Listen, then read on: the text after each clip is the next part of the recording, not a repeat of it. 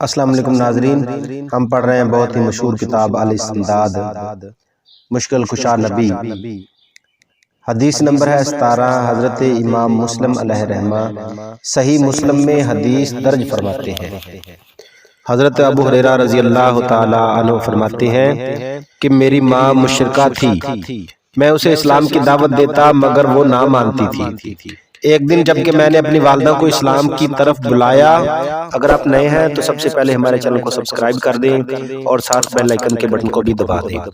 ہم اسی طرح کی ویڈیو بناتے رہتے ہیں۔ اگر آپ کو ویڈیو ہماری پسند آئے تو لائک اور دوستوں کے ساتھ شیئر بھی کریں۔ ہماری اگلی ویڈیو ہے حدیث نمبر 18۔ حضرت امام مسلم روایت کرتے ہیں کہ حضرت صہیب رضی اللہ تعالیٰ عنہ نے رسول اللہ صلی اللہ علیہ وآلہ وسلم سے سنا کہ ایک پہلے زمانے میں ایک بادشاہ تھا اور اس کا ایک جادوگر تھا۔ جادوگر جب بوڑھا ہونے لگا تو اس نے کہا کہ مجھے ایک لڑکا دیا جائے تاکہ میں اس کو جادو سکھا سکوں، کیونکہ میں اب بوڑھا ہو گیا ہوں۔ تو اس طرح بادشاہ نے ایک لڑکا پیش کر دیا کہ آپ اس لڑکے کو جادو سکھا دیں، لیکن وہ لڑکا جادو سیکھنے کی بجائے ایک راہب کے پاس کیسے چلا گیا، اس کی حقیقت حضور کی زبانی ہم سنیں گے۔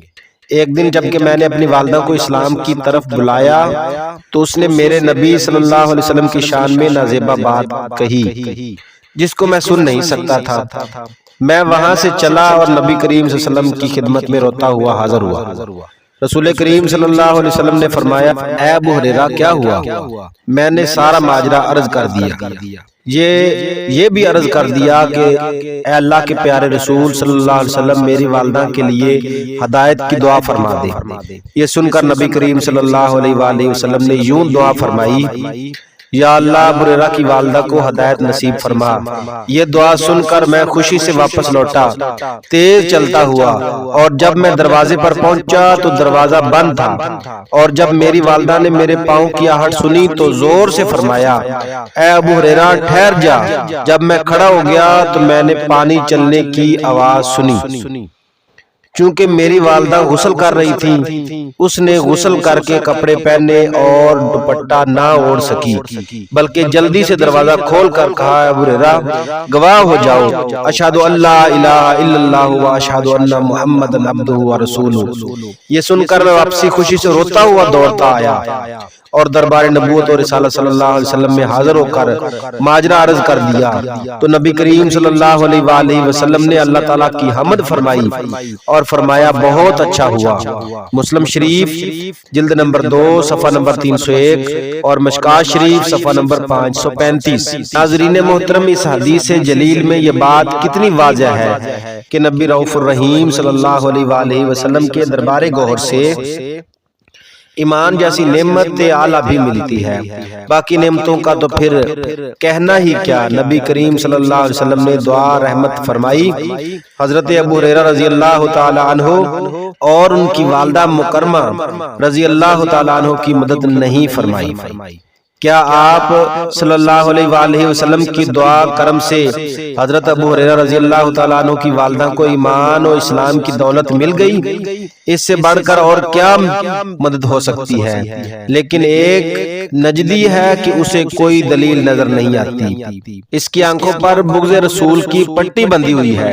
سچ تو یہ ہے کہ جس نے بھی پایا در مصطفیٰ صلی اللہ علیہ وآلہ وسلم سے ہی پایا۔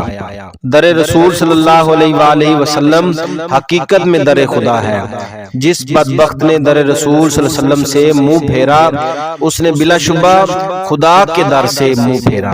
امام احمد رضا خان نے بہت ہی خوب اچھا کلام لکھا ہے کہ سبھی کی بات بنی تیرے بنانے سے، ملا خدا کا پتہ بھی تیرے آستانے سے، اے رضا احمد پاک کا فیض ہے، ورنہ تم کیا سمجھتے خدا کون ہے؟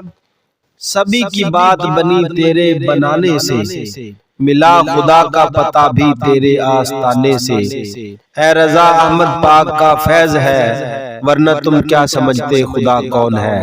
بخدا خدا کا ہے یہی در، نہیں اور کوئی مصر مقر، جو یہاں سے ہو وہی آ کے ہو، جو یہاں نہیں تو وہاں نہیں۔ صلی اللہ علیہ وآلہ وسلم۔